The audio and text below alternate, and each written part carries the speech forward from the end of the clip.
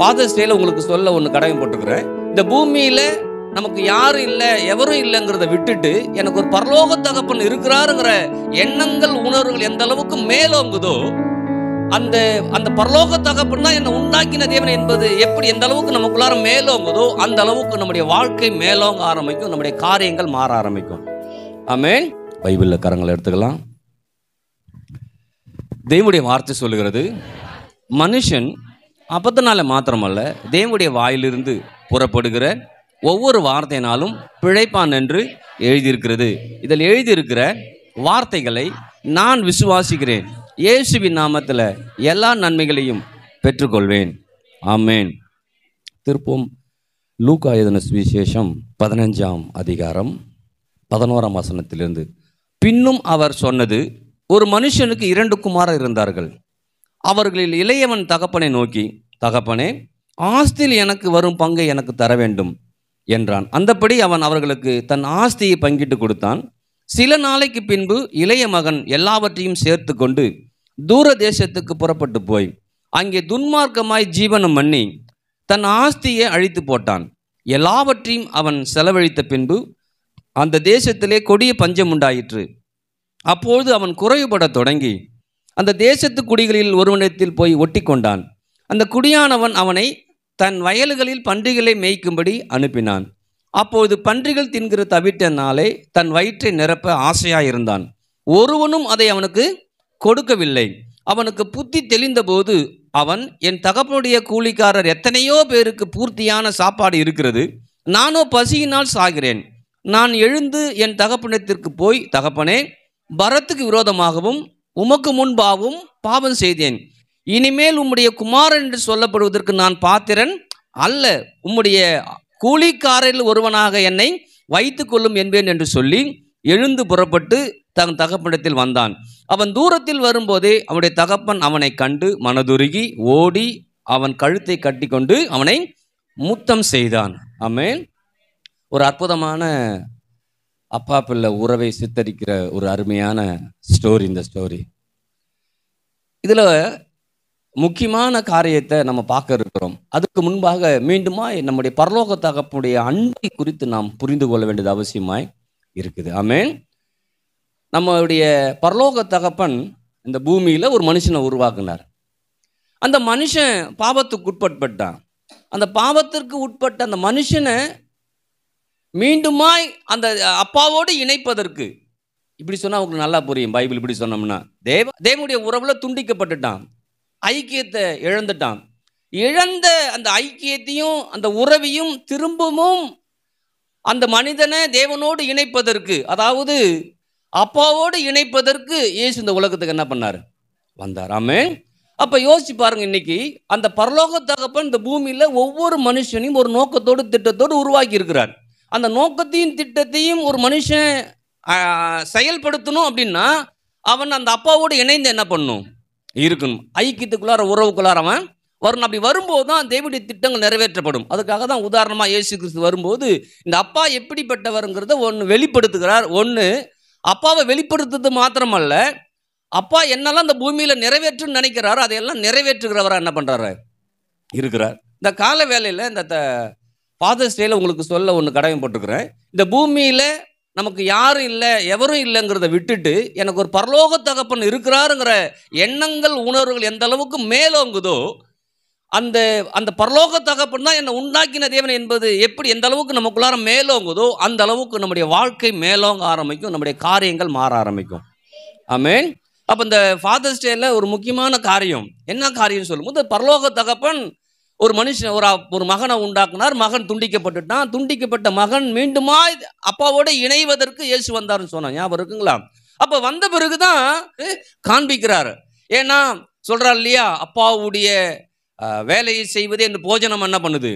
அப்பாவுடைய சித்தத்தை செய்வது என்று போஜனமா? அப்போ யோசிச்சு பாருங்க, அந்த சித்தத்தை செய்வது போஜனமா இருக்குன்னா அப்பா என்னெல்லாம் சொல்றாரோ அதை செய்ய போறேன், அப்பாவுடைய விருப்பத்தை நிறைவேற்ற போறேன். அப்படி வரும்போது தான் இந்த பூமியில இந்த இயேசு செய்யக்கூடிய ஒவ்வொரு காரியத்தையும் அப்பா இருந்து நிறைவேற்றி கொண்டு என்ன பண்றாரு? நாமளும் இன்னைக்கு நல்லா முடிவு பண்ணிக்கணும். நான் இந்த உலகத்தில் எனக்கு யார் இல்லை எவரு இல்லைங்கிறத நான் மறந்துட்டு எனக்கு ஒரு பரலோக தகப்பன் இருக்கிறார்.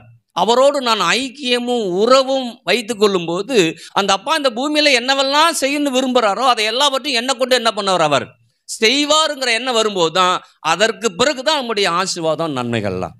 அல்லேலூயா. நான் சொன்னல, ஒரு குடும்பத்தில் தகப்பன் இருக்கிறாருன்னா அந்த தகப்பன் ஏதாவது செஞ்சாருன்னா தகப்பன், இல்லைன்னா அவர் தகப்பனா பெருசாக என்ன பண்ண மாட்டாங்க, யோசிக்க மாட்டாங்க. சில பேர் உதாசீனப்படுத்துறவங்க என்ன பண்ணுறாங்க இருக்கிறாங்க, இது யாருங்க, எங்கள் அப்பா தாங்க அப்படின்னு போயிட்டே இருப்பாங்க.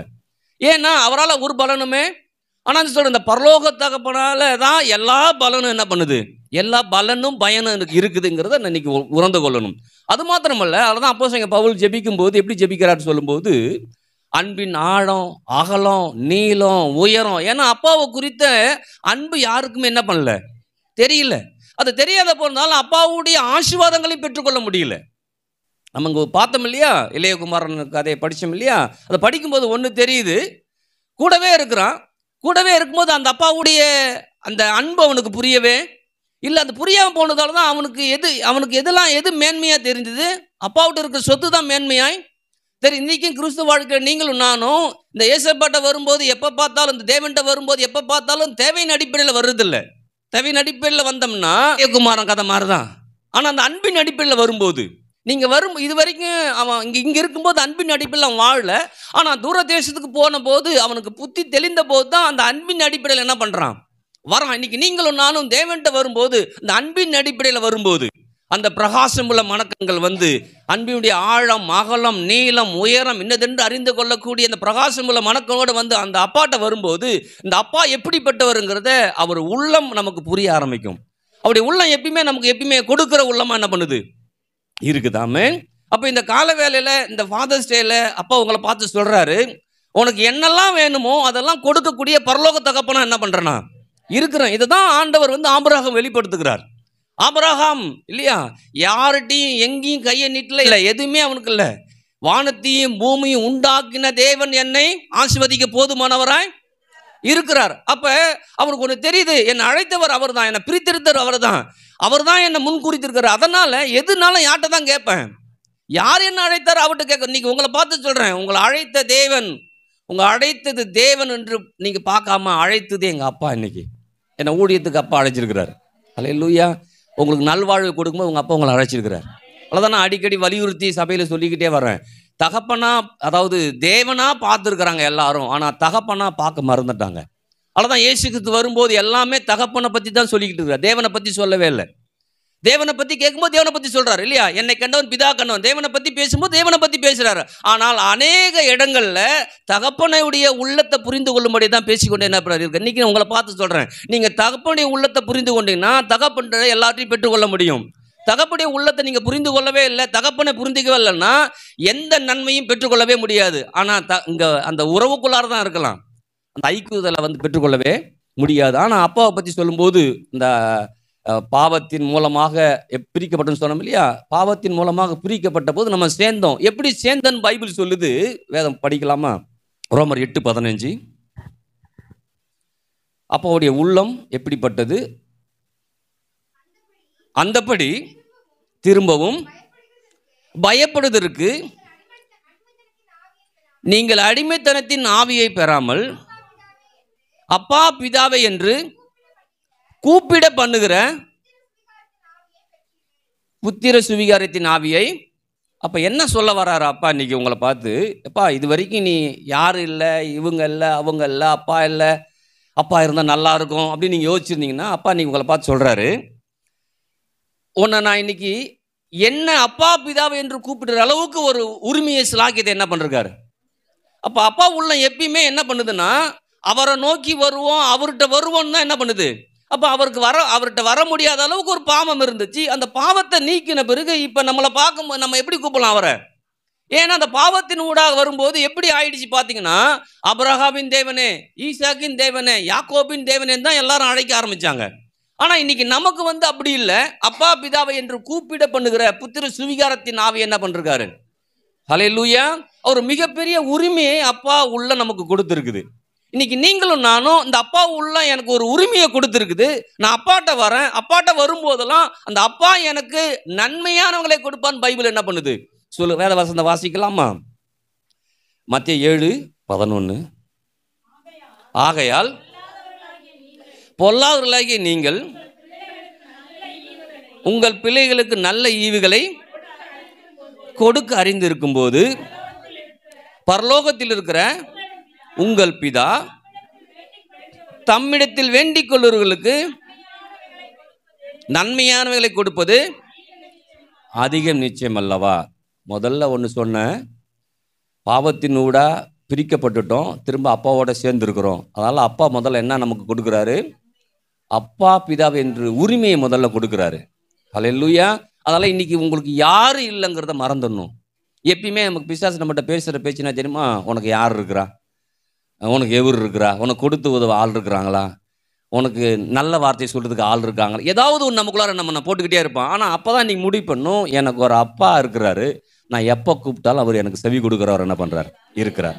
ரெண்டாவது ஒரு காரியம் இங்கே சொல்லுது, நன்மையானவைகளை கொடுக்குற அப்பாவாக இருக்கிறார். ஹல்லேலூயா. இந்த உலகத்தில் இருக்க அப்பாவை கூட நன்மை கொடுக்க முடியாமல் என்ன பண்ணலாம், இருக்கலாம். ஆனால் இந்த அப்பா சொல்கிறாரு, கூப்பிடும் போதெல்லாம் உனக்கு நன்மையானவளை கொடுக்குற அப்பான்னு நினச்சி கூப்பிடு. ஹல்லேலூயா. எத்தனை பேர் ஆமீன் சொல்கிறது? அப்போ நன்மையானவர்கள் கூட அதிக நிச்சயம்னா கண்டிப்பாக உனக்கு நன்மை மாத்திரம் தான் என்ன பண்ணுவேன். அதான் ஒரு அடைமொழியில் கொடுக்குறாரு. நீங்கள் உங்கள் பிள்ளைகளுக்கு இல்லைங்களா, உங்கள் பிள்ளைகளுக்கு நீங்கள் மீனை கேட்டால், செவ்வாய் வெள்ளிக்கிழமை எடுத்தாங்களே மீனை கேட்டால் அதுவும் வளையுது இதுவும் வளையுதுன்னு கொடுப்போம்.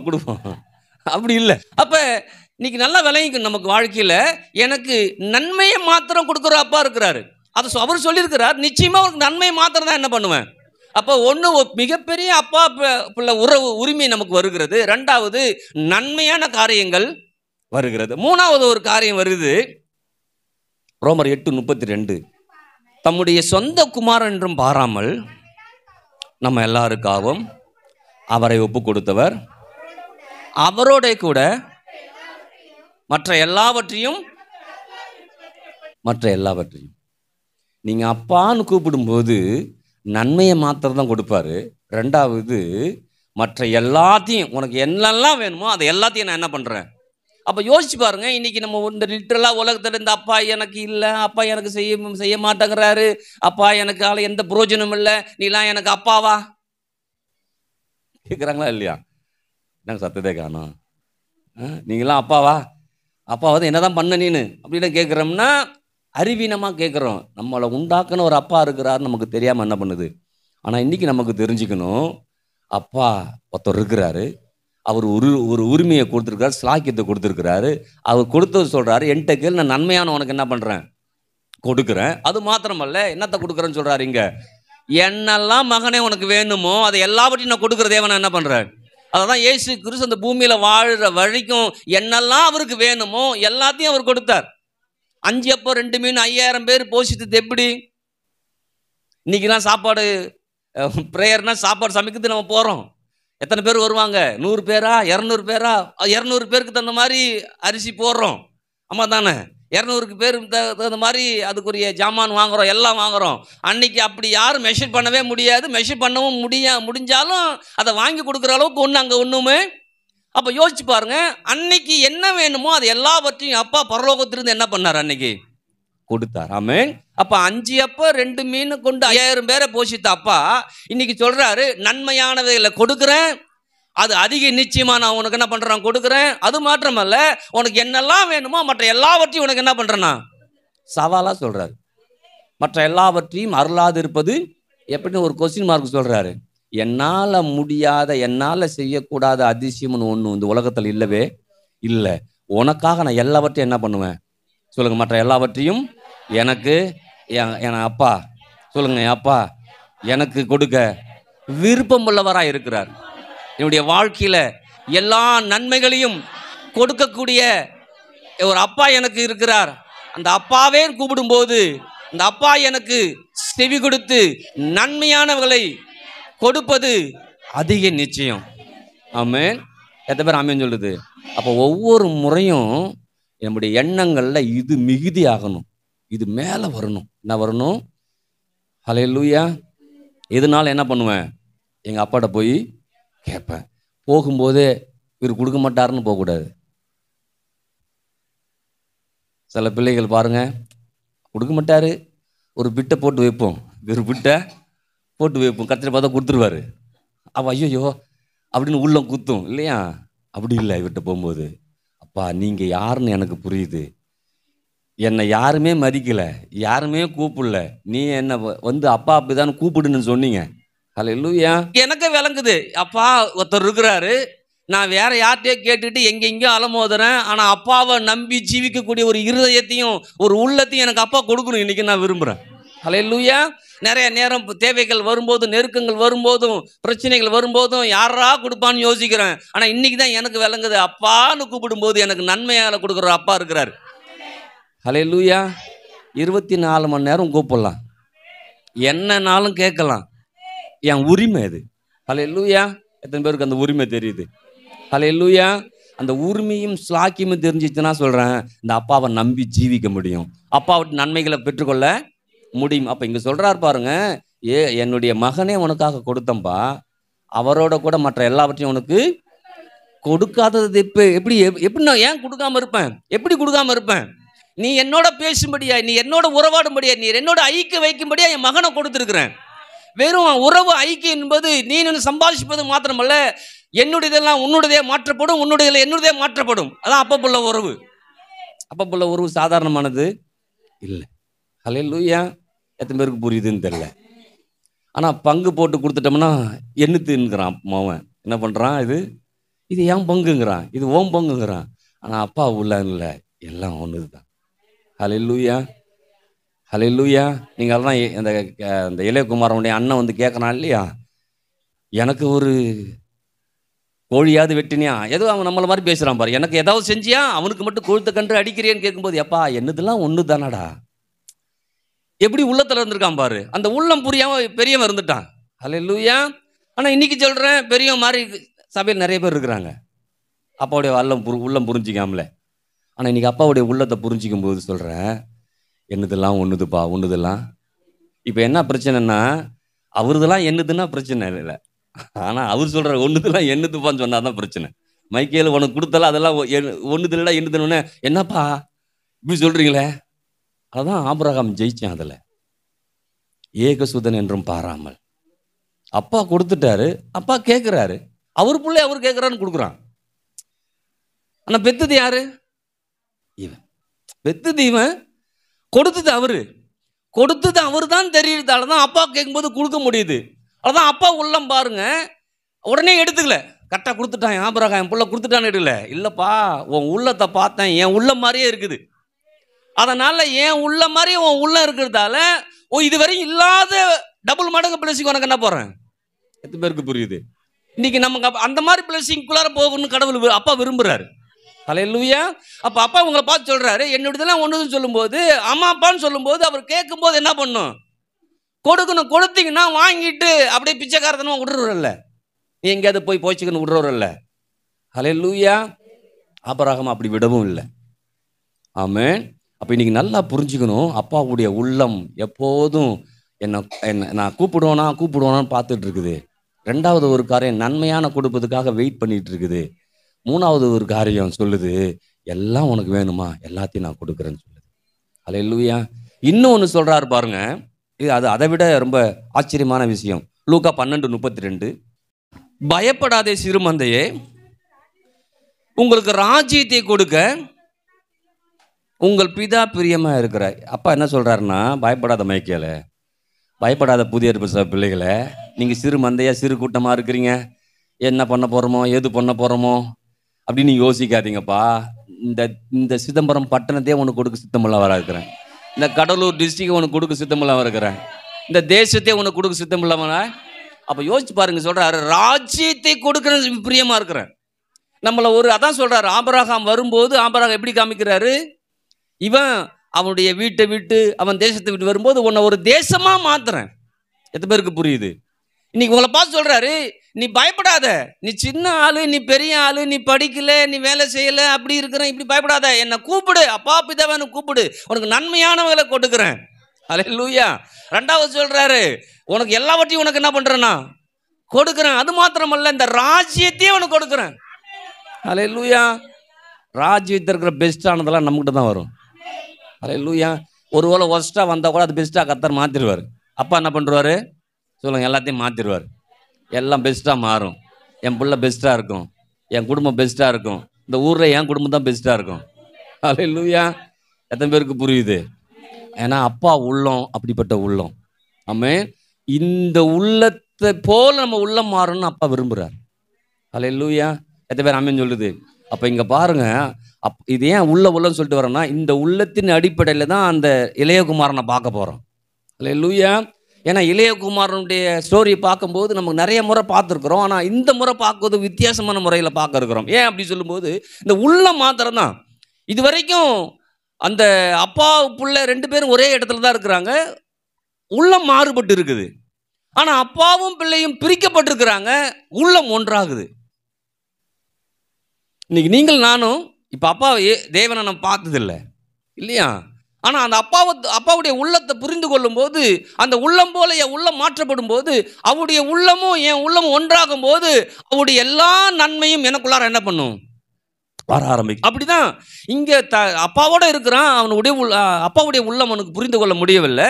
ஆனால் தூர தேசத்துக்கு போயிடுறான். போன பிறகு அங்கே ஒரு புத்தி அவனுக்கு தெரியுது. அல்லேலூயா. இன்னைக்கு நமக்கு முதல்ல புத்தி தெரியணும். என்னங்க வந்ததுக்கு புத்தி தெரியணும்னு சொல்றீங்களேன்னு?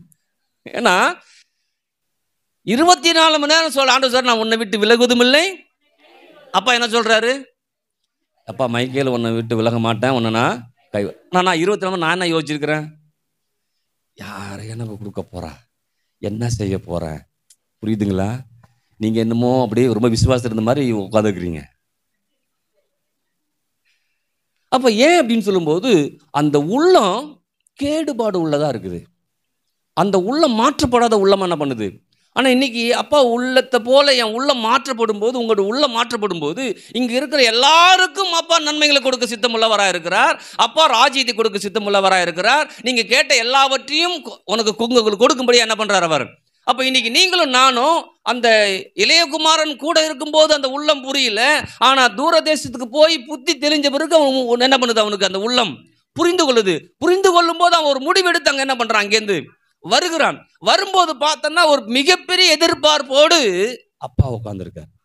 அல்லேலூயா. நீங்க பாருங்களேன், இவன் பகல்ல வந்த மாதிரி சொல்லுது இல்லையா? இரவுல வந்தாலும் இதே தான் அப்பா என்ன பண்ணிருப்பாரு? இரவு பகல் கிடையவே. அல்லேலூயா. ஏன்னா தூரத்தில் வரும்போதே இவன் பார்க்கறான். அப்ப இவனுடைய அப்பாவுடைய வேலையே என்ன?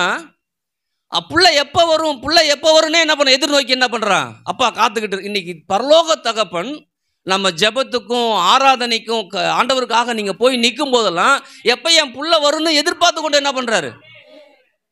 ஆனால் நம்ம எப்படி எதிர்பார்ப்பில் வரோம் ஆராதனைக்கு வரும்போது? நான் திரும்பவும் சொல்கிறேன், அங்கே அந்த இளைய மகன் வருவதற்கு முன்பாக அப்பா தயாராக இருந்தான். தயாராக இருந்தது மாத்திரமல்ல, தூரத்தில் வரும்போதே கண்டு மகன் அப்பாவை பார்க்கல, அப்பா மகனை பார்க்குறான். அல்லேலூயா. இன்னைக்கு அப்பா அங்கே இருக்கிற ஒவ்வொரு பிள்ளைகளையும் கண்ணோக்கி கொண்டிருக்கிறார். நீங்கள் என்ன மாதிரி சூழ்நிலை இருந்தாலும் சரி, அதை மாற்றக்கூடிய அப்பாவை அந்த அப்பா இருக்கிறார். உங்களுக்கு அதுதான் முதல்ல புரியணும். ஐயோ ஆண்டவரே, ஐயோ அப்பா நான் இவ்வளோ பிரச்சனை இருக்கிறேன். இல்லைப்பா, இந்த பிரச்சனையை மாற்றக்கூடிய நல்ல அப்பாவா நீங்கள் என்ன பண்ணுறீங்க? அதெல்லாம் சாலமோன் எழுதும்போது சொல்கிறான், என்னுடைய தகப்பன் மாதிரி தகப்பனே இல்லைன்னு எழுதுறான். என் தகப்பன் எனக்கு நல்ல அறிவை கொடுத்தார், நல்ல போதகத்தை கொடுத்தீங்க, என்னை நல்லா வளர்த்தீங்க அப்பான்னு சொல்கிறான். நீதிமொழியில் படிச்சிங்கன்னா ஏன்னா அவனுக்கு ஒன்று தெரியுது. சிறுபிள்ளைத்தனமாக இருந்தான், விளையாட்டுத்தனமாக இருந்தான், அந்த ராஜா வீட்டு பிள்ளை மாதிரி அவன் இல்லை, அப்படிலாம் இருந்தான். ஆனால் அந்த அப்பாவும் அம்மாவும் அவனை சரியான விதத்தில் நடத்தும் போது அந்த நடத்துறதுக்குள்ளார சாலமன் வந்தான். அதனால அந்த ராஜ்ய பாரத்துக்குள்ளார போக முடிஞ்சுது. அல்லேலூயா. இன்னைக்கு நானும் சொல்கிறேன், நீங்களும் நல்லா கேட்டுங்க. இந்த அப்பாவுடைய அந்த உள்ளத்துக்குள்ளார அன்புக்குள்ளார வரும்போது அப்பா எதற்காக உருவாக்குனார், அதுவும் அந்த வழியில் என்ன நடத்துவார். அப்படி நடத்தும் போது உங்களுக்கு தெரியும் சரியான பதம் என்ன பண்ணுறேன், சென்று கொண்டு என்ன பண்ணுறேன். எத்தனை பேருக்கு புரியுது? அப்போ அப்பா வந்து மகன் வருகிறத என்ன பண்ணுறான்? தூரத்திலிருந்து பார்க்குறான். என்ன பண்ணுறான்? இன்னைக்கு நம்மளை எப்போதும் அப்பா பார்த்துக்கிட்டே இருக்கார். அல்லேலூயா. அங்கே எப்படி அதை வாசிக்கலாமா? லூக்கா எழுதின சுவிசேஷம் 15ஆம் அதிகாரம் வரும்போது 20. எழுந்து புறப்பட்டு தன் தகப்பனிடத்தில் வந்தான். அவன் தூரத்தில் வரும்போதே அவனுடைய தகப்பன் அவனை கண்டு மனதுருகி ஓடி அவன் கழுத்தை கட்டிக்கொண்டு அவனை என்ன பண்ணுறான்? நீங்கள் இந்த தேவனுடைய உள்ளத்தை பற்றி ஏன் திரும்ப திரும்ப சொல்கிறேன்னா, பழைய ஏற்பாடு காலத்தில் கர்த்தர் பெரிய பிரமாணங்களை கொடுத்துருப்பார். அந்த பிரமாணம் என்னன்னா, உபாகமம் 21ஆம் அதிகாரத்தை சொல்லப்படுகிறது, ஒரு தாய் தகப்பனுக்கு ஒரு பிள்ளை கீழ்ப்படியாமல் போயிடுச்சு அப்படின்னா அந்த பிள்ளை என்ன பண்ணுவாங்களாம், அந்த பிள்ளையை கொண்டு வந்து மூப்பர்கள்ட்ட கொடுத்து, இவன் என் பேச்சு என்ன பண்ண மாட்டேங்கிறான், கேட்க மாட்டேங்கிறான், அதனால் இவன் என்ன பண்ணுவோம், எல்லாரும் சேர்ந்து என்ன பண்ணுவோம், கல் எறிஞ்சு கொண்டுடும். உபாகமம் 21 எடுங்களேன், அதை படித்தா தான் விளங்கும். 18லேருந்து படிக்கணும். தன் தகப்பன் சொல்லையும் தன் தாயின் சொல்லையும் கேளாமலும் அவர்களால் தண்டிக்கப்பட்டும் அவர்களுக்கு கீழ்ப்படியாமலும் போகிற அடங்காத துஷ்ட பிள்ளை ஒருவனுக்கு இருந்தால் அவன் தகப்பனும் அவன் தாயும் அவனை பிடித்து அவன் இருக்கும் பட்டணத்தின் மூப்பரிடத்துக்கும் அவ்விடத்து வாசலுக்கும் அவனை கொண்டு போய், எங்கள் மகனாகி இவன் அடங்காத துஷ்டனாய் இருக்கிறான், எங்கள் சொல்லை கேளான், பெருந்தீனிக்காரனும் குடியனுமாய் இருக்கிறார் என்று பட்டணத்தின் மூப்பரிடம் சொல்வார்களாக. அப்போது அவன் சாகும்படி அந்த பட்டணத்து மனிதர் எல்லாரும் அவன் மேல் கல்லறைய கடவர்கள். இப்படியே தீமையை உன் நடுவில் இருந்து விலைக்கு போட வேண்டும். இஸ்ரவேல் எல்லாரும் அதை கேட்டு கீழ்ப்படிய மாட்டேங்கிறான். 1. 2வது துஷ்டனாக இருக்கிறான். 3வது பெருந்தீனிக்காரனாக இருக்கிறான். 4வது குடிகார பயல என்ன பண்ணுறான். இம்மா தொல்லையாக இருக்கிறவனை இவனை வச்சுக்க கூட, இவனை என்ன பண்ணும், கொல்லணும். அப்படி கொல்லும்போது தான் அடுத்தவன் பயப்படுவான். இதான் இல்லையா, இப்படி தான் இருக்கணும். நீங்கள் புதிய ஏற்பாடுல பாருங்க, இவன் எப்படிப்பட்டவன்னா, அப்பா சொத்தை பிரித்து வாங்கிட்டு போய் எல்லாத்தையும் விற்றுட்டு அழிச்சிட்டு அங்கிருந்து திரும்ப என்ன பண்ணுறான், வரான். வரும்போது இந்த அப்பா என்ன பண்ணணும், இல்லை அங்கே சொல்கிறார்ல, அப்பா என்ன பண்ணுவார், எல்லாரையும் கூப்பிட்டு இங்கே வாங்க, மூப்பரெல்லாம் கூப்பிட்டு இங்கே வாங்க, இதை வந்துட்டான், எல்லாத்தையும் முடிச்சுட்டான், இவன் என்ன பண்ணலாம் நீங்கள் சொல்லுங்கள், சட்டம் என்ன சொல்லுது, இதை தான் என்ன பண்ணும். ஆனால் இந்த அப்பா என்ன பண்ணுறாரு, ஏன் இது நடக்குது, பழைய ஏற்பாடுக்கும் புதிய ஏற்பாட்டுக்குள்ள என்ன வித்தியாசம், என்ன மாற்றங்கள். அப்பா பரலோகத்தை அப்போ மாறிட்டாரா, அவர் மாறவே இல்லை, தண்டனை தான் இல்லையா. பாவத்தின் சம்பளம் மரணம், அதை மாற்றவே முடியாது. அப்போ யோசிச்சு பாருங்க, அப்போ பாவத்தை பண்ணிட்டு இவன் வரான், ஆனால் இந்த அப்பாவுக்கு என்ன பண்ணுற, கட்டி. நீங்கள் யோசிச்சு பாருங்க, இங்கே இது அந்த 21ஆம் அதிகாரத்தில் கீழே படிச்சிங்கன்னா சொல்லுது, சிலுவை குறித்த வெளிப்பாட்டு அங்கே பேசுது. 22, கொலை செய்யப்பட ஒருவன் மேல் சாவுக்கு பாத்திரமான பாவம் உண்டாயிருக்க அவனை கொலை செய்யும்படி மரத்திலே தூக்கி போடுவாயானால் இரவிலே அவன் பிரேதம் மரத்திலே தொங்கலாகாது, அந்நாளில் தானே அதை அடக்கம் பண்ண வேண்டும்.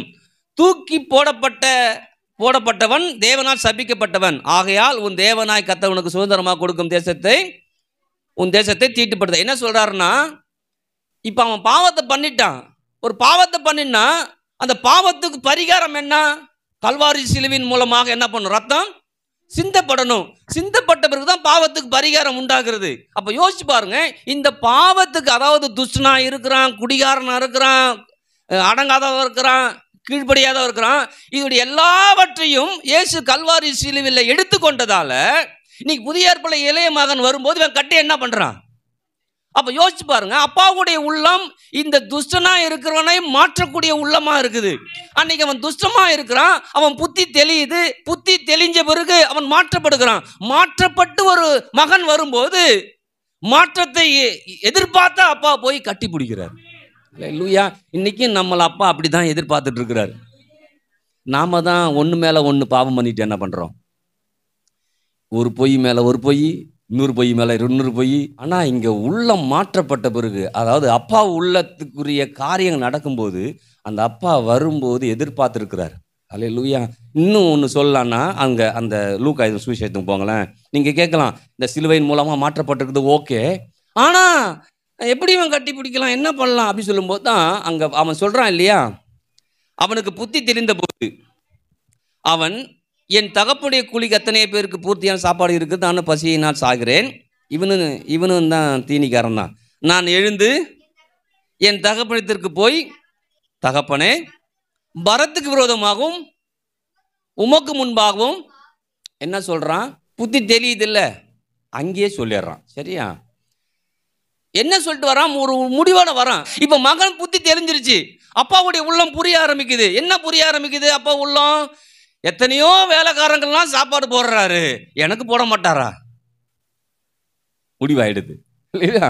அது மாத்திரமல்ல, அவனுக்கு ஒரு முடிவு வருது, அங்க போய் அப்பாவோட நான் இல்லையா நான் போஜனம் பண்ணணும், அவரோட இருக்கணும்னா இந்த பாவம் ஒரு தடையை என்ன பண்ணுது இருக்குது. அதனால நான் அறிக்கையிட்டு என்ன பண்ண போறேன், அதை விட்டு விட போறேன். அறிக்கையிட்டு விட்டு விடுகிறனோ இரக்கம் பெறுவான் இல்லையா? அப்ப என்ன பண்றான், முடிவு பண்றான், அந்த பாவத்துக்குரிய காரியத்தை அறிக்கை செய்யறான்.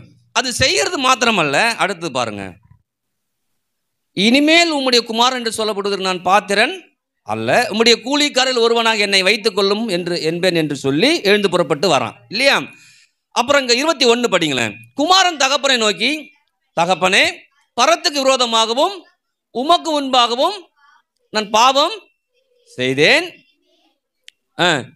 உம்முடைய குமாரன் என்று சொல்லப்படுவதற்கு நான் பாத்திரன் அல்ல என்று சொன்னான். அப்போது தன் ஊழியக்காரரை நோக்கி, நீங்கள் உயர்ந்த வஸ்திரத்தை கொண்டு வந்து இவனுக்கு உடுத்தி இவன் கைக்கு மோதிரத்தையும் காலுகள் பாதரட்சைகளையும் போடுங்கள், கொழுத்த கன்றை கொண்டு வந்து. இங்கதான் விஷயம் இருக்குது. என்னன்னா, அங்க பிரமாணம் சொல்லுது இல்லையா, என்ன பண்ண பிரமாணம், கொல்லணும் இல்லையா? ஆனா இவனை கொல்லல, இவன் மனதுருக்கி கட்டி பிடிச்சி முத்தம் கொடுக்குறான். ஏன்னா அவன் அறிக்கை செஞ்சுட்டு வந்தான்னு நமக்கு புரிய ஆரம்பிக்குது. இதுல இன்னொன்னு, கொழுத்தை கன்று ஒரு ஒரு ஒரு ஒரு விருந்து நடக்குதுன்னு வச்சுங்களேன், ஒரு ஆடோ ஒரு மாடோ அடிக்கிறாங்கன்னா எங்க அடிப்பாங்க, தோட்டத்துல போய் தான் அடிச்சு கொண்டு வருவாங்க. ஆனா அவன் கண்ணு முடி அடிக்க சொல்றான். இது அடிக்கும் போது உனக்கு தெரியுப்பா, நீ பாவம் பண்ணல, அந்த பாவத்துக்கு பரிகாரமா அந்த ரத்தம் சிந்தப்படுது, நீ பாவி இல்லை, நீ என் புள்ளங்கிறத நான் இன்னைக்கு நிர்ணயிக்கிறேன், நீ என் புள்ளதான்னு காமிக்கிறான். அல்லேலூயா. அப்ப கொழுத்த கன்றை கொண்டு வந்து அடினா, பாருப்பா நீ பாவம் பண்ணிட்டு நீ அங்கன்னு வரும்போது நான் அதை பண்ணிட்டேன் இதை பண்ணி சொல்றேன் இல்லையா, அதுக்கு பரிகாரம் முடிஞ்சு போச்சு. இனிமேட்டு சந்தோஷம் தான், இனிமேட்டு சமாதானம் தான், இனிமேட்டு ஆரோக்கியம் தான், இனிமேட்டு ஒரு நல்வாழ்வு தான்ங்கிறதை உறுதிப்படுத்தி அப்பா அங்க அனுப்புகிறார். அல்லேலூயா. ஒன்று. ரெண்டாவது ஒரு காரியம் இதை சொல்லப்படுகிறது, உயர்ந்த வஸ்திரத்தை என்ன பண்றான், கொண்டு வந்து உடுத்துறான் இல்லையா? அந்த உயர்ந்த வஸ்திரம் என்பது, ஒரு குடும்பத்தில் பிள்ளைங்க பிறந்துச்சுன்னா உயர்ந்த வஸ்திரம் யாருக்கு கொடுப்பாங்க அப்படின்னா, முத பிள்ளைக்கு தான் கொடுப்பாங்க. அந்த காலத்தில் எப்படி கொடுப்பாங்க, அதில் தான் மூத்தம் வரான் இல்லையா, மூத்தவனுக்கு என்ன கோபம் தெரியுமா, அதை அடிச்சதெல்லாம் ஓகே, ஆனால் அந்த உயர்ந்த வஸ்திரம் என்னது, எனக்கு கொடுக்க வேண்டிய மரியாதையை, எனக்கு கொடுக்க வேண்டிய அந்தஸ்தை, எனக்கு கொடுக்க வேண்டிய உரிமையை நீ எப்படி அவனுக்கு கொடுக்கலாம்? அப்ப யோசிச்சு பாருங்க, இன்னைக்கு இங்க இருக்கிற ஒவ்வொருவருக்கும் உரிமையும் ஸ்லாக்கத்தையும் அந்தஸ்தும் அப்பா கொடுக்கிறாரு. உங்க உள்ள எப்பயுமே வேற எதுலயாவது போய் சீக்கிரம் என்ன பண்ணக்கூடாது, கடந்துக்கிட்டு நான் அப்படிப்பட்டவன், நான் இப்படிப்பட்டவன், நான் அப்படி இருக்கிறேன், நான் இப்படி இருக்கிறேன், நான் இந்த பாவம் பண்ணிட்டேன், அந்த பாவம் பண்ணிட்டேன். பாவம் பண்றீங்கன்னா அப்போவே அறிக்கையிட்டு அதை விட்டுட்டு என்ன பண்ணணும், வரணும், ஆண்டோட மன்னிப்பு கேட்கணும். மன்னிப்பு கேட்டு இரக்கம் பெற்ற பிறகு திரும்ப பாவம். இப்ப எப்படி ஆகி போச்சு தெரியுமா கிறிஸ்தவ உலகம்? எப்பனாலும் பாவம் போகணும், எப்பனாலும் மன்னிப்பு கேட்டுக்கும். அது இயல்பாக்கிட்டாங்க. புரியுதான்னு தெரியல உங்களுக்கு. பாவம் செய்யறது இல்லை, ஒருத்தவங்க டென்ஷனா திட்டி போடுறோம், அது சரியா, பாவம் தான். உடனே நம்ம என்ன பண்றோம், தெரியாம திட்டி விட்டாங்க, ஓகே, அப்புறம் ஆண்டவட்டி ஆண்டவரே அன்னைக்கு கொஞ்சம் டென்ஷன் ஆயிடுச்சு அப்படின்னு விட்டுறோம். ஆனா இனி அதன் பிறகு திட்டாம இருக்கிறோமா? அதுதான், அதை தான் அப்பா உள்ளம் மாறலன்னு அர்த்தம். அப்பா உள்ள என்ன பண்ணும், எப்பயுமே ஒரு காரியத்தை சுட்டி காட்டி விளங்க வைக்கிற அப்பா உள்ளம். இவன் இவ்வளோ சொல்கிறான்ல, நான் அதை பண்ணிட்டேன், பாவத்தை பண்ணிட்டேன், உனக்கு வர பணம் பண்ண எல்லாம் சொல்கிறாள். ஆனால் அவர் உள்ள எப்படி தெரியுமா சொல்லுது, நீ எப்படி இருந்த ஆள் இன்னைக்கு எப்படி தெரியுமா இருக்கிறப்பா, நீ இப்படி தான் இருக்குன்னு நான் உன்னை வச்சிருந்தேன், நீனா போன, இன்னைக்கு நான் உனக்கு உயர்ந்த வஸ்திரத்தை கொடுக்குறேன். செயல்படுத்தி அப்பாவுடைய உள்ளம் அன்பு நம்மளை செயல்படுத்தி அவர் பக்கம் திருப்பும். அல்லேலூயா. எத்தனை பேருக்கு புரியுதுன்னு தெரியல. இன்னும் உங்களை பார்த்து அப்பா சொல்றாரு, என்ன பாவம் பண்ணா என்கிட்ட வான்னு சொல்ல, பாவத்துக்கு தண்டனை நான் ஏற்றுக்கொண்டேன், அந்த தண்டனையிலிருந்து விடுவிக்கப்பட்டுக்கிற எண்ணத்தோடு என்கிட்ட என்ன பண்ணு வா. அப்படி வரும்போது தான் அப்பா என்னை கட்டி பிடிச்சா கூட எனக்கு சந்தோஷமா இருக்கும். நீங்க பிள்ளைங்களை சில பேருக்கு தப்பு பண்ணிட்ட பிறகு அதெல்லாம் ஒன்றும் பிரச்சனை, கட்டி பிடிங்க, அது நெளியும். ஏன் தெரியுமா, அதுக்கு நான் தப்பு பண்ணினது எங்க அப்பா மன்னிச்சுட்டாருங்க, என்ன அதுக்கு என்ன பண்ணாது வராது. ஆனால் இன்னைக்கு வரணும், இது வரைக்கும் நான் பாவம் பண்ணிட்டேன், இது வரைக்கும் நான் அக்கறம் பண்ணிட்டேன், இது வரைக்கும் நான் கீழ்படியாக மாட்டேன் இல்லையா, அங்கே கல்லெறிஞ்சு கொள்கிற அளவுக்கு ஒரு பயம் இருந்திருக்கான் பாரு. அதுவும் ஒரு கல் இருந்தால் பரவாயில்ல, ஊரே சேர்ந்து கல்லெறிஞ்சு கொள்கிற அளவுக்கு அவன் அவ்வளோ மோசமான ஆளாக இருக்கிறான். ஆனால் அவ்வளோ மோசமான ஆளுக்கும் அந்த நிவர்த்தியை தேவன் கொடுக்குறார். அல்லேலூயா. இன்னைக்கு உங்களுக்கு ஒரு பெரிய பாவ நிவர்த்தியை கொடுத்துருக்குறான்னு தெரிஞ்சிச்சுன்னா, அப்பான்னு கூப்பிடும்போது உங்கள் உள்ளமும் அவர் உள்ளமும் சேரும். அதே சமயத்தில் பாவங்கள் மாறும். அல்லேலூயா. எண்ணங்கள் மாறும், சிந்தனைகள் மாறும், வார்த்தைகள் மாறும், நடவடிக்கைகளே மாறும். அல்லேலூயா. எத்தனை பேர் ஆமென் சொல்லுது? இன்னைக்கு நடவடிக்கை மாறல அப்படின்னா ஓவர் ஆக்டிங் பண்ணிட்டு இருக்கிறோம். ரஜினிகாந்தை விட ஆக்டிங் பண்ணிட்டு இருக்கிறோம். ரஜினிகாந்த் நல்லா ஆக்டிங் பண்ணுறாங்க, ஆக்ஷன் கிங் அர்ஜுன், நிறைய பேர் நடிகர்களாக இருக்காங்க இல்லையா. யோசிச்சு பாருங்க, அப்பா சொல்லுவார், உன்னை எல்லா ஆக்டிங் எனக்கு நல்லா, உன் ஆக்டிங் தகுந்த மாதிரி ஆடிக்கிட்டு இருக்கிற. ஆனால் அப்பா உள்ளம் புரிஞ்சிச்சுன்னு வச்சுங்களேன், அவன் அப்படியே கூனி குறுகுறான். நீங்கள் பார்த்தீங்கன்னா தெரியும், அந்த கூனி குறுகி அப்பாட்ட வரும்போது, அப்பா கட்டி பிடிக்கும்போது பாருங்க, எல்லாமே அவனுக்குள்ளார எல்லாம் மாறி இருக்கும். சத்தத்தை காணோம். அது மாத்திரமல்ல, கட்டி பிடிக்கிறது மாத்திரமல்ல, உயர்ந்த வஸ்திரத்தை கொடுக்குறான், மோதிரத்தை கொடுக்குறான், பாதரட்சையை என்ன பண்ணுறான். அல்லேலூயா. பழைய ஏற்பாடு காலத்தில் மோசே சொல்கிறாரு, உன் பாதரட்சையை கழட்டு, இது பரிசுத்த பூமிங்கிறாரு. இங்கே அப்பா என்ன பண்ணுறாரு, ஏன் போட சொல்கிறாரு? இப்போ அப்பா வந்து பூமியில் இல்லைடா, உனக்குள்ளார இருக்கிறேன். எங்கே இருக்கிறாரு அப்பா? அவன் செருப்பு போட்டுட்டு நின்னா குத்தமாக போயிடுச்சு. இப்போல்லாம் ஏன் இப்படி செருப்பு போடலான்னு கேட்குறாங்க இல்லைங்களா. அங்கே செருப்பை கைட்டு சொல்கிறா, இங்கே செருப்பை போட சொல்கிறாரு, போடுறாரு. ஏன் போட சொல்கிறாருன்னா, நான் வந்து இப்போ இந்த கட்டடத்தில் இல்லைப்பா, இன்னைக்கு உனக்குள்ளார இருக்கிறேன், உனக்குள்ளார இருக்கிறேன். அந்த உனக்குள்ளார இருக்கிறங்கிற எண்ணங்கள் உனக்கு மேலோங்கி உன் பாவத்தை விட்டு உன் எண்ணத்தை மாற்றி இந்த பூமியில் நல்லா வாழ முடியுங்கிற எண்ணத்தோட வரியா அப்படின்னு பார்க்குறாரு. அல்லேலூயா. நீ நிறைய பேர் உள்ளத்தை மாற்றிக்கவே மாட்டேங்கிறாங்க. ஏன் மாற்றிக்க மாட்டேங்கிறான்னா, அவங்க எப்படி இருக்காங்க தெரியுமா, அதுக்கு தகுந்தாற் போல நான் இருந்தாதான் அதில் நான் ஒரு வெற்றியை காண முடியும்னு நினைக்கிறாங்க. இல்லவே இல்லை. அப்பா உள்ளம் போல மாறினாதான் அவனை நான் ஜெயிக்கவே முடியும். நம்ம இங்கே உலகத்தை நம்ம ஜெயிக்கணும்னு நினைக்கிறோம் இல்லையா. ஏன் ஜெயிக்க முடியல, ஏன் வெற்றி பெற்று எல்லாத்தையும் மேற்கொள்ள முடியலன்னா, அவனுக்கு தகுந்தாற் போல வாழ்ந்து கொண்டிருக்கிறோம். ஆனால் அப்பாவுடைய உள்ளத்துக்கு தகுந்தாற் போல வாழ மறுத்துறோம். அதனால்தான் அவனுக்கு தகுந்த மாதிரி வாழ்ந்தான். சொத்தை பிரித்தான், விற்றான், சேர்த்து கொண்டு போனான், எல்லாத்தையும் செலவழிச்சான். செலவழிச்சு பாருங்க, பஞ்சம் வந்துருச்சு. பஞ்சத்தின் மத்தியில் போகிறான் பண்ணி மேய்க்கிறதுக்கு.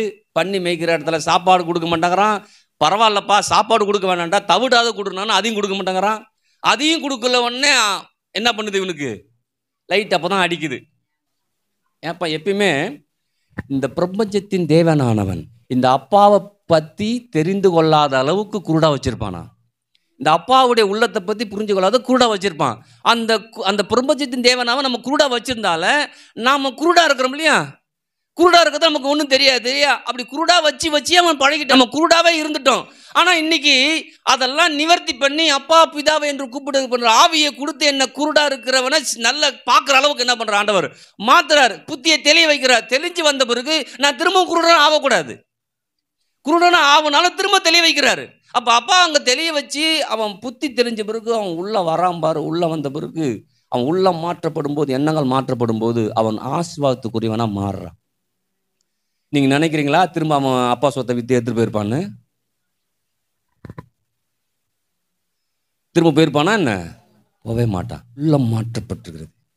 திருந்திட்டான்னா நான் முடிய சரியாக்கிட்டேன் பிரதர். இல்லை, உள்ள மாறினாதான் முடி சரியாகும். சில பேர் பாருங்க, இங்கே வரும்போது நல்லா முடி வச்சுட்டு இருப்பான், அங்கே போகணும்னு வேற முடி வச்சுருப்பான். ஏன்னா இங்கே ஒரு உள்ளம், அங்கே ஒரு உள்ளம்.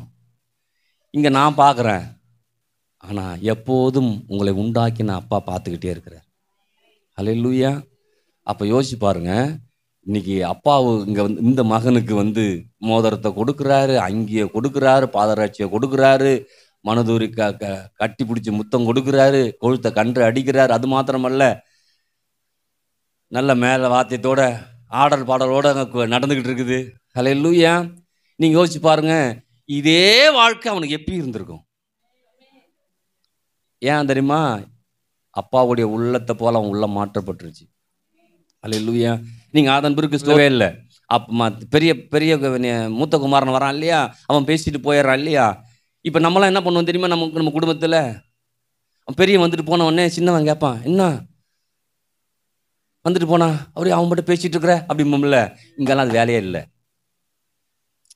எங்கள் அப்பா யார்கிட்டனாலும் பேசிட்டோம், என் உள்ளத்தை புரிஞ்சு கொண்ட அப்பா, அவருடைய உள்ள என் பக்கம்தான் இருக்குதுன்னு அவன் தயாராக இருக்கிறான். எத்தனை பேருக்கு புரியுதுன்னு தெரியல. அல்லேலூயா. இப்போ யார் உங்கள் உள்ளத்தை புரிந்து கொள்கிறாங்க இல்லையோ, இந்த அப்பா உங்கள் உள்ளத்தை புரிந்து கொள்கிறார். இன்னைக்கு நீங்கள் அப்பா உள்ளத்தை புரிந்து கொள்ளவும், அப்பா உங்கள் உள்ளத்தை புரிந்து கொள்ளவும், அந்த உள்ளத்தின் அடிப்படையில் தான் ஆசீர்வாதமாக வருது. அல்லேலூயா. எத்தனை பேர் ஆமென் சொல்கிறது? அப்போ அப்பா சொல்கிறாரு, உனக்கு நன்மையானவங்களை கொடுப்பது, மற்ற எல்லாவற்றையும் அருளாது இருப்பது, இந்த ராஜ்யத்தையும் உனக்கு கொடுக்குறேன். என் பிரியமே நீ தான். அதனால நீ நீ நீ இப்போ என் பிரியன் என்ன நினைக்கிறியா, உனக்கு தான் எல்லாத்தையும் கொடுக்குறேங்கிறாரு. சத்தத்தை காணோம். அல்லேலூயா. ஒரு கப்பு ஐஸ்கிரீம் குடிப்பீங்களாப்பா, ராஜ்யத்தையே கொடுக்குறான் அப்படின்னா ஐஸ் கம்பெனியே உனக்கு ஐஸ்கிரீம் கம்பெனியே கொடுக்குறாங்கிறாரு. எனக்காக என்னவெல்லாம் திட்டம் போட்டு வைத்திருக்கிறாரோ அது எல்லாவற்றையும் கொடுக்க அப்பா என் மேலே பிரியமாக இருக்கிறார். உங்கள் மேலே பிரியமாக இருக்கிறாங்க. நீங்கள் எந்த அளவுக்கு அப்பா மேலே பிரியமாக இருக்கிறீங்களோ, ஜெபத்தில், வேத வாசிப்பில் அப்படிங்கிறீங்க தானே. இவங்க எப்படி இந்த பிரியத்தை தெரியும் இல்லைங்களா? இங்கே அப்பாவும் பிள்ளையும் பேசிக்கிறாங்க, புரியுது, அம்மா தானே. இப்போ அப்பா இதில் எழுதி வச்சுட்டாரு, நானும் அப்பாவும் பேசணும். பேசினாதான் உள்ளம் புரியும். கேட்கறதால மாத்திரமல்ல, பேசணும். பேச பேச கேட்கும். ஆஹா, என் அப்பா எனக்கு இதெல்லாம் கொடுக்க போறாரு, ஒரு நிச்சயம் வரும். இப்ப யாரும் இந்த அப்பாவுடைய உள்ளத்துக்குள்ளார வர்றதில்லை. அப்பா உள்ளத்தை எப்படி புரிஞ்சுக்கிறது? இதுல தான் புரிஞ்சுக்கணும் இல்லையா? அந்த இளையகுமாரன் ஸ்டோரியை எழுதிச்சுக்க அதெல்லாம் புரியுது நமக்கு. அப்போ இந்த மாதிரி நான் திரும்ப திரும்ப படிக்கும்போது அப்பா உள்ளம் எனக்கு புரியும். அப்போ உள்ளம் புரியும், என்ன புரிஞ்சிடும்? அப்பா எனக்கு கொடுக்க சித்தம் உள்ளவரா என்ன பண்றாரு. அப்போ அப்பா உள்ளம் புரியலன்னா இதை திறக்கலன்னு அர்த்தம். எங்கள் அப்பா தான் நம்பிட்டு இருக்கிறேன். எந்த அப்பாவை? இங்கே இருக்கிற அப்பா அவரால் என்ன முடியுமோ அதை தான் கொடுப்பாரு. திரும்பவும் சொல்கிறேன், அவரால் என்ன முடியுமோ அதான் கொடுப்பாரு. ஆனால் பரலோகத்தின் அப்பா சொல்கிறாரு, என் கை குறுகி போவதில்லை, என்னால் கூட செய்ய முடியாத அதிசயம் ஒன்றும் உண்டோ, என்னால் முடியாத ஏதாவது இருக்குதா அப்படின்னு கேட்குறாரு. அப்போ யோசிச்சு பாருங்க, அந்த அப்பாவுடைய உள்ளத்தை நான் புரிஞ்சுக்கிறதால இல்லையா சொல்கிறாருல, ஒரு சரட்டையாகலும் பாதரட்சி வாரையாகலும் நான் தொடமாட்டேன், என் கையை எங்கே உயர்த்துறேன் நான். இந்த மாதிரி உங்கள் வீட்டில் குறை வரும்போது நீங்கள் ஜெபம் பண்ணுங்க போய், அப்பா எங்கள் அப்பாவுடைய தேவைகள்லாம் சந்திக்கப்படுதுன்னா அப்பா உங்கள் அப்பாவுக்கு டபுள் மடங்கான பிளஸிங் கொடுப்பார். அல்லேலூயா. அநியாயமான அப்பாவாக இருந்தாலும் அவர் ஆசீர்வதிக்க அப்பா போதுமாக இருக்கிறாரு. ஏன் தெரியுமா? அவரையும் மாற்ற போகிறாரு. நல்ல அங்கேயும் கொடுத்து, நல்ல வேலையை கொடுத்து, நல்ல உயர்வு கொடுத்து அவரையும் மாற்ற போகிறாரு. அப்பாவிட்ட வரும்போது எந்த மனுஷனையும் பிரகாசிப்பிக்கிற அப்பா, எந்த மனுஷனும் மாற மாட்டான்னு கிடையவே கிடையாது. மாற்றங்களை உண்டாக்குற ஒரு அப்பா இருக்கிறாரு. ஏன் தெரியுமா மாற்றங்களை உண்டாக்குறாரு? அவனை உண்டாக்குனதே அப்பா தான். நீங்கள் யோசிச்சு பாருங்களேன். மேட் இன் இந்தியா அப்படின்னு போட்டால் இது பயங்கரமாக கேட்குறோம். மேட் இன் சைனான்னா அவன் தான் என்னத்துங்கிறான். ஏன்னா அதில் அவனுக்கு அப்படி உரிமை என்ன பண்ணுது? நீங்கள் யோசிச்சு பாருங்க, இந்த உலகத்தில் எல்லா மனுஷனையும் அப்பா தான் உண்டாக்கியிருக்கிறார். அல்லேலூயா சொல்லுது, அவரால் அல்லாமல் ஒன்றும் உண்டாகலை. அப்போ இன்னைக்கு உலகம் புரிஞ்சுதோ இல்லையோ, இந்த புதிய ஏற்பாடு சபை பிள்ளைகள் புரிஞ்சுக்கணும். இனிமேட்டு உங்கள் மைண்டில் எனக்கு யாரும் இல்லைங்கிற எண்ணம் வரவே கூடாது. எனக்கு உதவி செய்வதற்கு யாரும் இல்லைங்கிற எண்ணம் வரக்கூடாது. அதான் சொல்கிறாரு, ராஜ்யத்தை கொடுக்க நான் உன் மேலே பிரியமாக இருக்கிறேன், நீ ராஜ்யத்தை தேடி ஓடிக்கிட்டு இருக்கிற. அதான் உலகத்தில் உலக மேலே அன்பு கூறாமல் இருக்குன்னு சொல்லுது இல்லையா? அப்போனா என்ன அர்த்தம்னா, உலகத்தை சார்ந்து வாழாதபடி எங்கே இருந்தாலும் என்னை சார்ந்து வாழு. இந்த காலவேளை உங்களை பார்த்து சொல்கிறாரு, இது வரைக்கும் எதையோ சார்ந்து வாழ்ந்துட்டோம், தப்பு கிடையாது. ஆனால் இன்னைக்கு இருந்து நான் இவரை தான் சார்ந்து வாழ போகிறேன். சவாலாக தான் இருக்கும். அவனுக்கு ஒரு வேளை இளைய மகன் மாதிரி ஒன்றும் கிடைக்காம கூட தண்ணியை குடிச்சு கூட கிடக்கிற மாதிரி என்ன பண்ணும்? என்னங்க இப்படி ஒரு காத்தை சொல்லிட்டீங்களா நீங்களா? அப்போ கூட நினைக்கணும், அப்பா தான் தண்ணியை கொடுக்க போகிறாரு. அல்லேலூயா. அவர் கொடுக்குற தண்ணியை குடிக்கிறோம் என்ன வராதான்? தாகமே வராதான். அப்போ அவருக்கு சாப்பாடு கொடுத்தா பசியே. அப்படிப்பட்ட அப்பா நமக்கு இருக்கிறார். ஆனால் இன்னைக்கு இரவு நேரமாக இருந்தாலும் பகல் நேரமாக இருந்தாலும் அந்த அப்பா எப்படி கண் நோக்கி எதிர்பார்த்து காத்து கொண்டிருந்தாரோ அதே போல நம்ம அப்பா நமக்காக எதிர்நோக்கி காத்து கொண்டே இருக்கிறார். அல்லேலூயா. 12 மணிக்கு கேட்டால் கூட கொடுப்பாரு, 2 மணிக்கு கேட்டால் கூட கொடுப்பாரு. அல்லேலூயா. இந்த பேங்க்கில் அக்கௌண்ட்டில் போகிறதுக்கு எப்போனாலும் போடலாம், டிரான்சாக்ஷன் பண்ணுறது. அப்போ யோசிச்சு பாருங்க, அப்பான்னு கூப்பிடும்போது நெட்டை கிளியர் பண்ணுறாரு அந்த 10 நிமிஷத்தில். அல்லேலூயா. அக்கௌண்ட் என்ன பண்ணுறாரு? நிரப்புறாரு. அல்லேலூயா. அப்போ இந்த கால வேலையில் இப்படிப்பட்ட உள்ளத்தில் நாம் வாழ ஆரம்பிக்கணும். இப்போ நம்ம அப்பான்னா நாங்கள் 4 பேரை சொல்ல, இப்போ இங்கே இருக்கிற ஒவ்வொருத்தரும் இப்போ உங்கள் குடும்பத்துக்கு நீங்கள் தான் அப்படின்னா நீங்கள் தான் அப்பாவை என்ன பண்ணுறீங்க இருக்கிறீங்க. எனக்கு ஒரு அப்பா இருக்கிறாருங்க. அந்த அப்பா எனக்கு கொடுக்குறதெல்லாம் நான் வாங்கிட்டே இருப்பேன். என்ன கேட்டாலும் அவர் கொடுத்துட்டு என்ன பண்ணுவார்? இங்கே இந்த மாதிரிலாம் உங்களுக்கு தோணுதே கிடையாது. ஆனால் சின்ன பிள்ளைங்க கதை பேசிக்க பாருங்க, நீங்கள் பார்த்தீங்கன்னா யோசிக்காத கதையை அதை பேசிகிட்டு இருக்கோம். நம்ம செஞ்சிருக்க மாட்டோம், அதை நம்ம சொல்லிக்கிட்டு இருக்கோம். எங்கள் அப்பா வந்து எனக்கு அதை வாங்கிட்டு இருந்தாரு, இதை வாங்கிட்டு இருந்தாரு, இப்படி தின்னும் அப்படி தின்னும், அது அப்படியா, அது இது அது ஆனால் அது அடிக்கும், உள்ட்டு அடிக்கும். எங்கள் அப்பா பாரு, நான் தூங்கிட்டே இருந்தேன்னா நீங்கள் எழுப்பி கொடுத்தாருங்க. எழுப்பே கொடுத்துருக்க மாட்டாரு. ஏன்னா அந்த பிள்ளைகளுக்கு அந்த அப்பாவுடைய பேச்சை பேசும்போதெல்லாம் அதுக்கு உள்ளம் பூரிக்குது, அந்த உள்ளத்தை எதிர்பார்க்குது அப்பா கிட்ட. அதில் தான் அப்பாக்கள் அப்போல்லாம், இப்போல்லாம் இல்லை, இப்பவும் அப்படி தான் வந்து எழுப்பி ஏம்மா ஏந்திரு அப்படின்னு ஏந்து உட்காந்து தின்னும். பார்த்துட்டீங்களா? உங்கள் பிள்ளை அப்படி கொடுத்துருக்கான்னு தெரியல. ஒரு 10 மணிக்கு வீட்டுக்கு வரீங்க, ஜாஸ்மினை எழுப்பி எம்மானோடனே டபுக்குன்னு ஏந்து உட்காரும். அப்பா என்னப்பா இந்தடா பரோட்டா, ஆஹா எங்கள் அப்பானுங்க. ஏன் அப்படின்னா உள்ளங்கள் மாற்றப்பட அளவுக்கு நம் வாழ்க்கைக்குள்ளார போகணும். அல்லேலூயா, அல்லேலூயா.